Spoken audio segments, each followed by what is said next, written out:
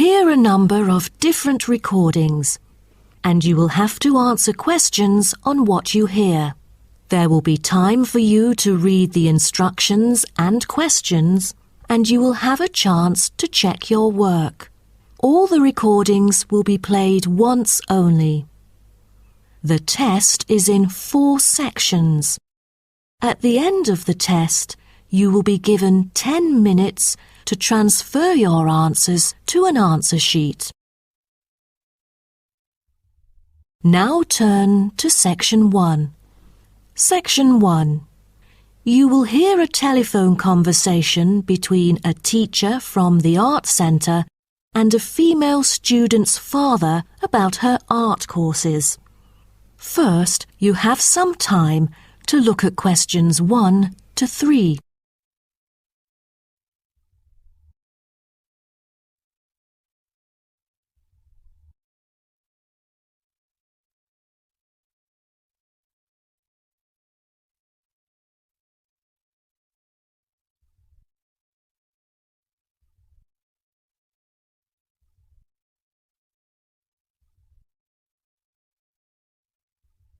You will see that there is an example which has been done for you. On this occasion only, the conversation relating to this will be played first. Good afternoon. May I speak to Emma's parent? Afternoon. I'm her father. Who am I speaking to? This is Emma's teacher, Jane Carson, calling from the Arts Centre. I'm just calling to talk about her drama class at the centre. Oh, thank you for calling. How's Emma doing in drama class? You know, she just transferred here last month, unlike the others in her class who have been taking the course the whole semester since June. So I'm a bit worried that she might not fit in so well. The father says his daughter Emma has been taking the course since last month, so C has been circled as the answer. Now we shall begin.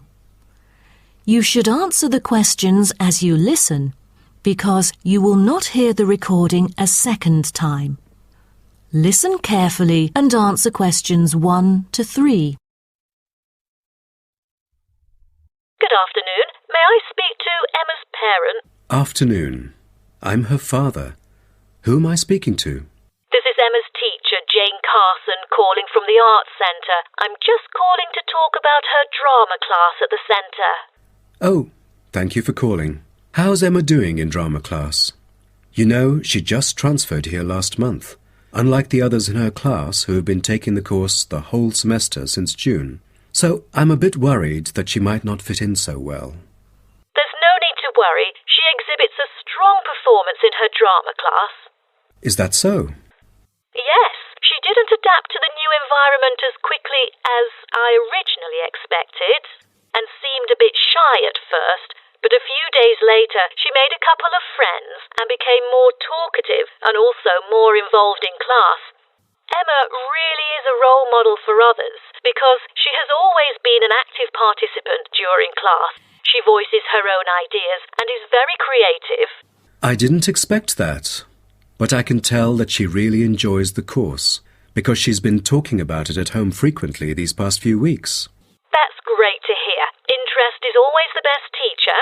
I also have to inform you that there's been an adjustment in the timetable of the drama class next term. Why is that? It's not that the music room that we currently use isn't available.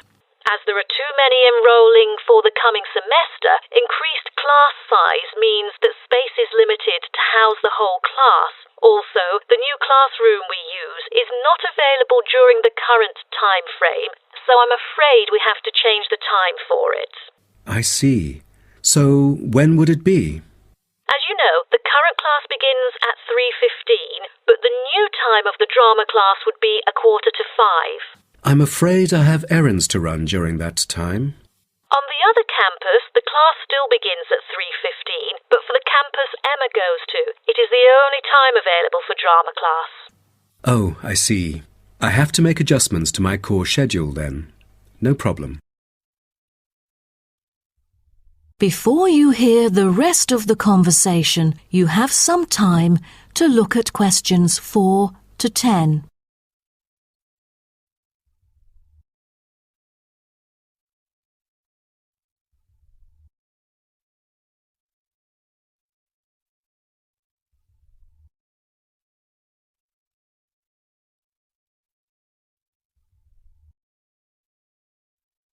Now listen and answer questions 4 to 10. Miss Carson, I'm thinking about signing Emma up for another art course. I'm thinking about dance class. Dance class is a popular course here, a great choice for a child to shape up and have fun. But unfortunately, it is oversubscribed at the moment. I have to put you on the waiting list. That's too bad. What else can I choose from then? Could you give me some advice? Sure. Emma could take singing class as well. This would improve her musicality. Sounds good. When is that? It is held every Friday evening. That's too bad. Emma already has a swimming class earlier that evening. It will be too late for her to come home if she takes this course. There is also a vocal course available. Emma's got a great voice. I'm sure she'll stand out in the class. Tell me about it. The vocal course starts at 4:30 p.m. every Tuesday. It isn't fully booked yet. Great teacher, experienced and beloved by students. The price is a bit higher though. How much is it? It's $110. Oh, that's too much. Way over our budget. We have to cover the extra cost if we choose it. Or maybe Emma could take music class.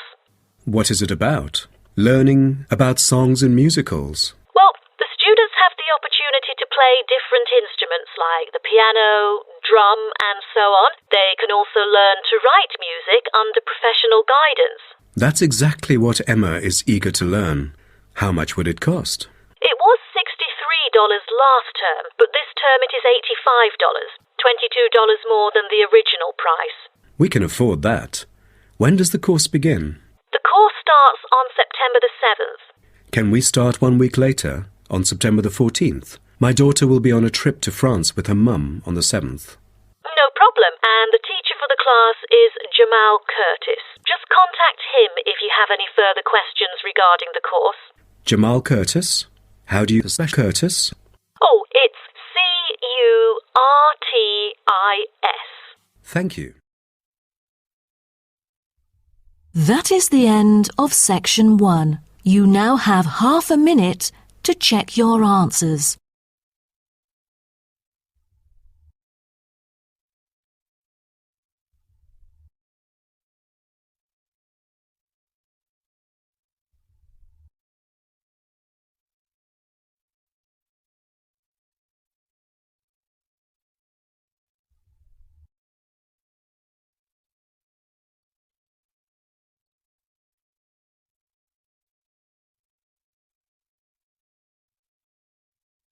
Now turn to Section 2.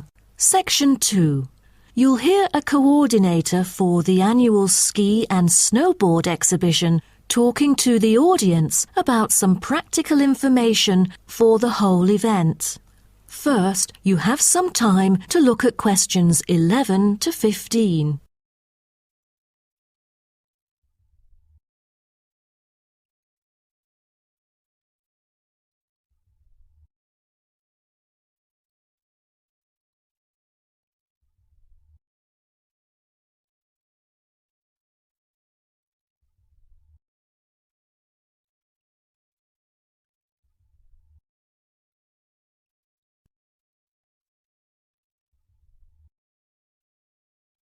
Now, listen carefully and answer questions 11 to 15.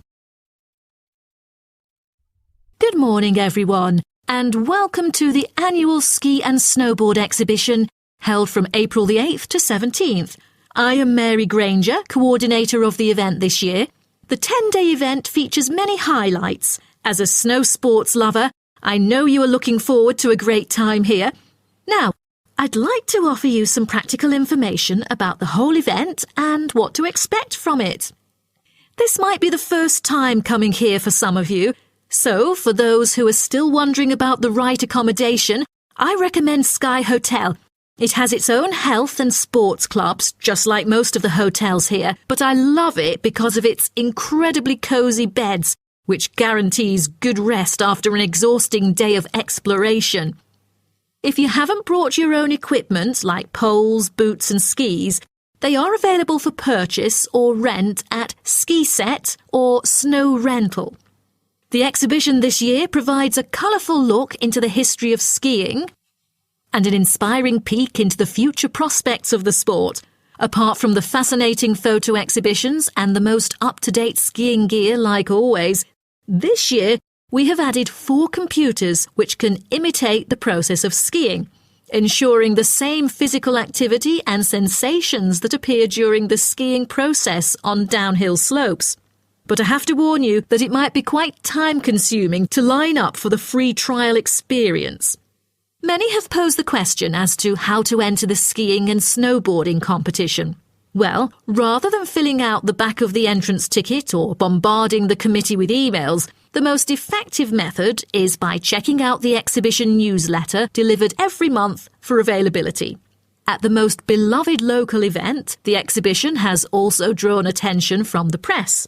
Last year, massive media coverage was on the worrisome amount of snowfalls. In order to avoid the same predicament, several artificial skiing slopes have been built. With more participants this year, we have lowered the entrance fee, which has been widely reported to local newspapers. A bonus for our participants is the ski programme. It offers a wide variety of lessons and sessions with qualified instructors, ensuring that all ages and abilities are catered to, from the first-timers to seasoned amateurs.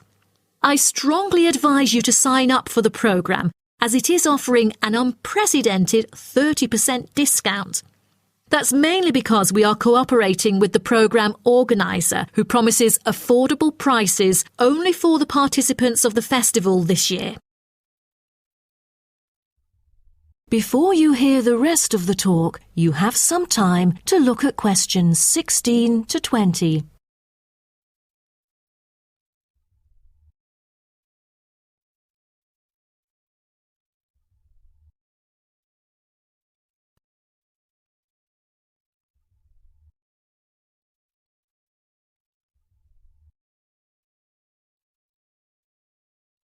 Now listen and answer questions 16 to 20.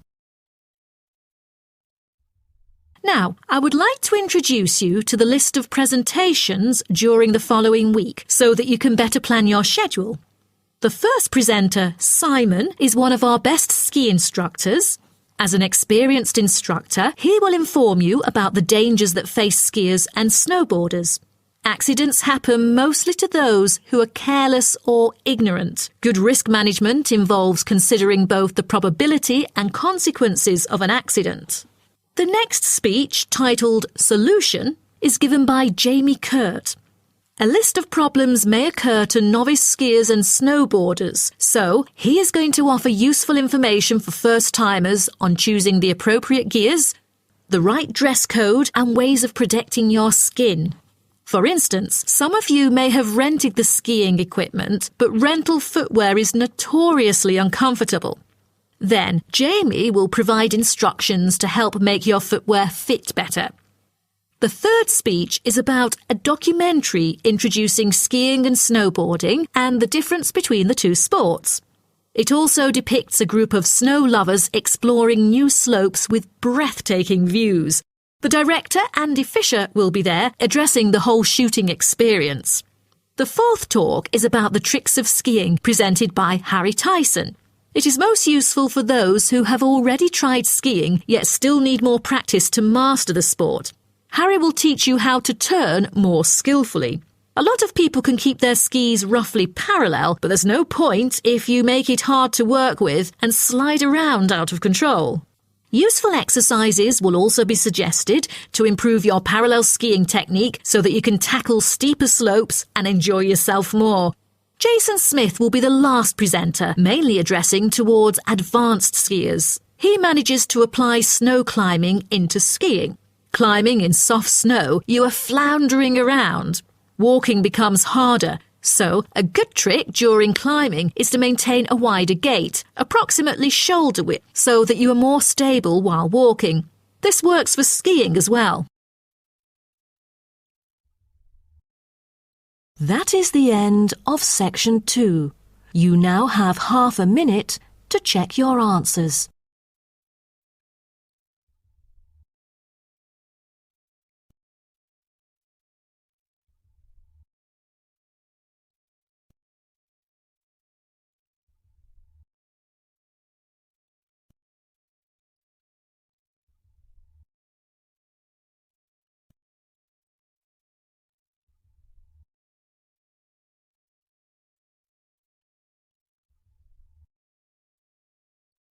Now turn to Section 3. Section 3.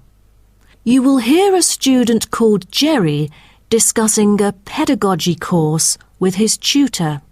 First, you have some time to look at questions 21 to 23.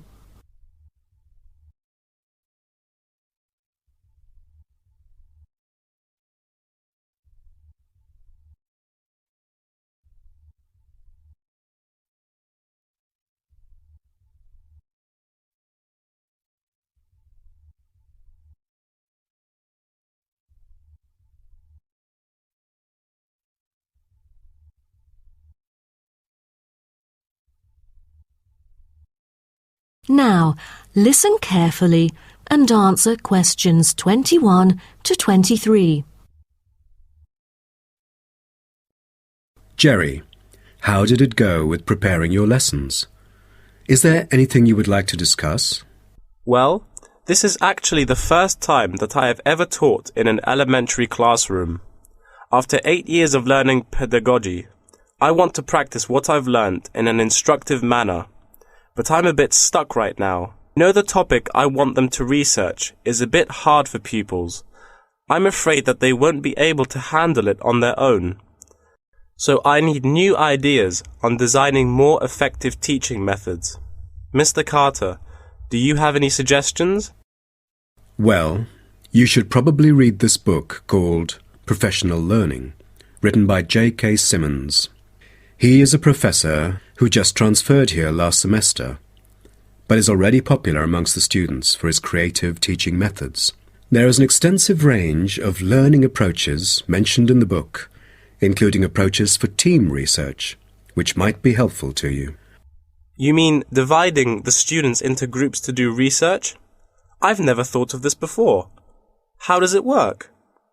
Professor Symonds has already demonstrated how efficient this approach can be.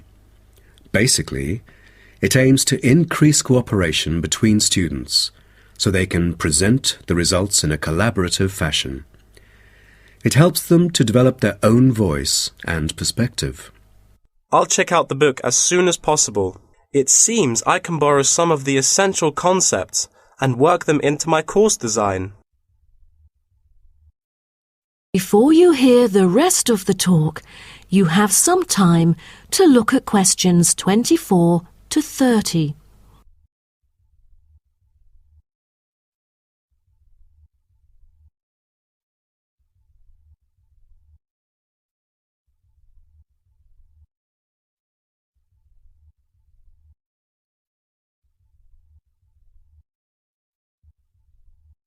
Now listen and answer questions 24 to 30. Well, I was thinking maybe I could use both observation and non-observation as a part of my teaching methodology. Could you take a look at my teaching plan? Sure. What kind of observational methods do you have in mind? For the observational part, I intend to include two approaches. First, the pupils can assess each other's behavior. I feel that reviewing fellow students through criteria-based reference evaluation allows constructive feedback. It can also improve their understanding of the subject material. That's a smart move for a large class that would be hard to observe all by yourself. Also, you might want to get the feedback from several different individuals rather than just one. So how do you plan to carry out the peer assessments?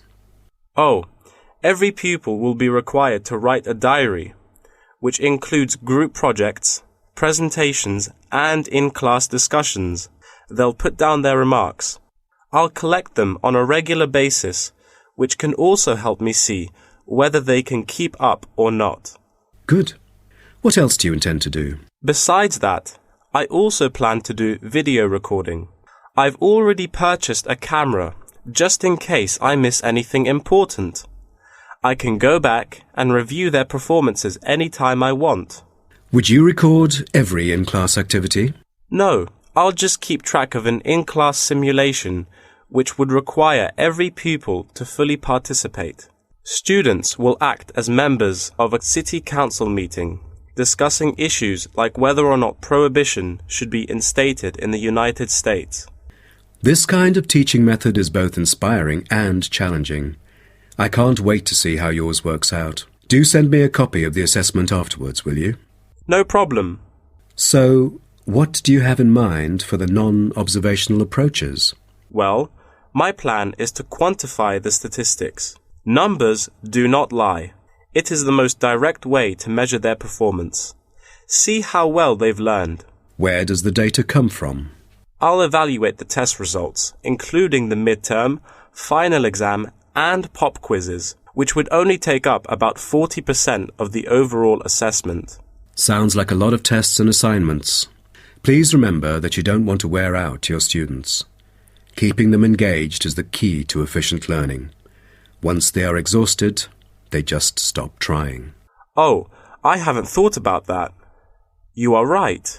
I don't want to frighten them with tons of assignments and exams. I'll make note of that. Thanks for the advice. I remember last time you mentioned questionnaires, right? That's true, but it is not for my students. In fact, they have to design their own questionnaires and choose the respondents using the internet. As a complement of other teaching activities, it would deepen the creative learning process. Is that all?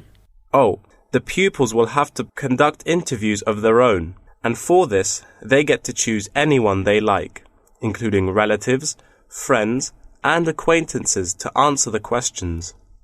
Seems to me that you have figured out most of your teaching methods, but you still need to polish some of the activities. That is the end of section 3. You now have half a minute to check your answers.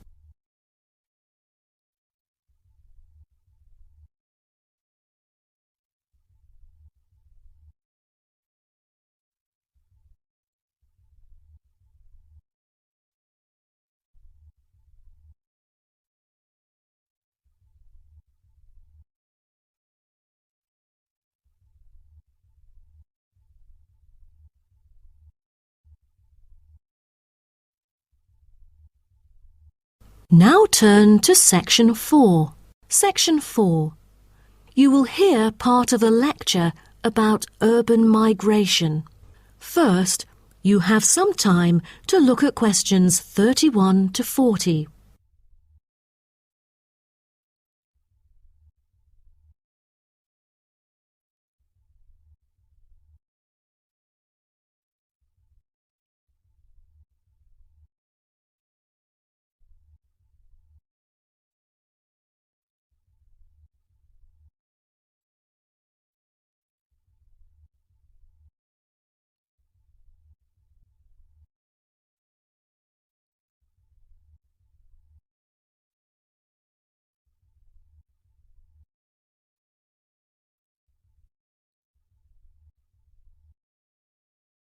Now, listen carefully and answer questions 31 to 40. Good afternoon, and welcome to my talk on urban migration today. The world has experienced unprecedented urban growth in the recent decades. As much as 3% of Earth's landmass has been urbanized, an increase of at least 50% over previous estimates. Today, people living in cities already outnumber those in rural areas, and the trend does not appear to be reversing. In addition, cities have larger amounts of carbon consumption than rural areas. This is a result from two major aspects. First, with the increase of urban population around the world, the massive construction of urban infrastructure and residential housing is hard to avoid. Second, urban households have a higher rate of car ownership and use more gasoline products. Even though rural exodus is often negatively judged, there are also benefits of migration shared by the local environment and the society as a whole. Well, firstly, global trends of increasing urban migration and population urbanization can provide opportunities for nature conservations, particularly in regions where deforestation is driven by agriculture. As rural dwellers leave their homes, local forests are left to recover. What's more, it is easier for city dwellers to get around. Living in the country means transport can be very difficult. For instance, after midnight, there are no buses or taxis in the countryside. However, there is still a number of public transport modes to choose from in the city. Finally, with more funds and advanced technology, cities endeavour to produce clean energy. New power plants have been built to take harmful methane gas created by the decomposition of rubbish and convert it into electricity. By doing so, an important greenhouse gas is turned into useful energy rather than being directly emitted into the atmosphere. The hustle and bustle of city life offers women the opportunity to explore different professions and pursue their own careers. Women in cities work as engineers, managers, and even football players. This change of roles has affected their marital status and family life. More women are choosing their careers over marriage, which raises the graph of late marriages. As a result, more are remaining single well into their late 30s. They want to be independent and earn money on their own. It is also easier for them to get a promotion while working in the city. Women are slowly achieving wider participation at work, while in rural areas, the mindset is still very conservative.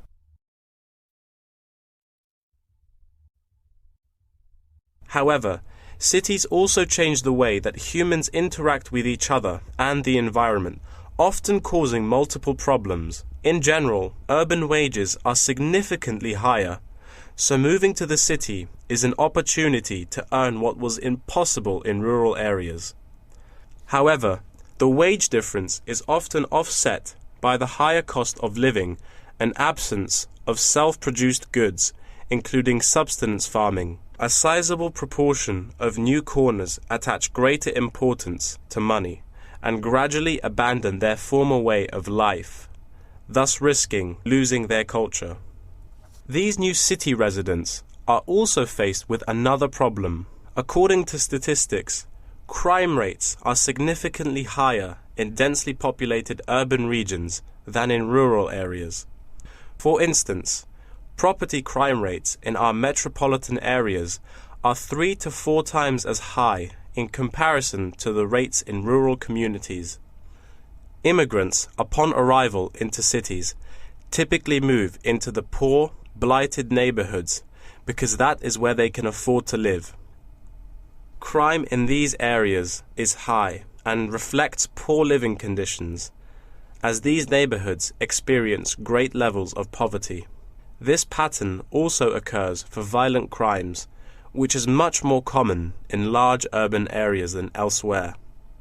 In addition, traffic congestion and industrial manufacturing are prominent features of the urban landscape, which take their toll on the natural environment and those who depend on it.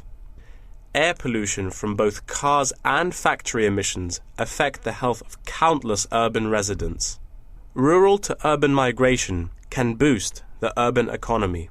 With a better economy, cities provide their residents with better welfare, but the concentration of services and facilities such as education, health, and technology in urban areas inevitably contributes to greater energy consumption. Another problem with life in the city is traffic congestion. It makes people late to work and thus stresses us out before we even get there. Deliveries can't arrive on time, gas costs money. The quality of life of those commuters starts to decline. What's worse is that if congestion makes it harder to match the right workers to the best jobs, it is economically inefficient as well.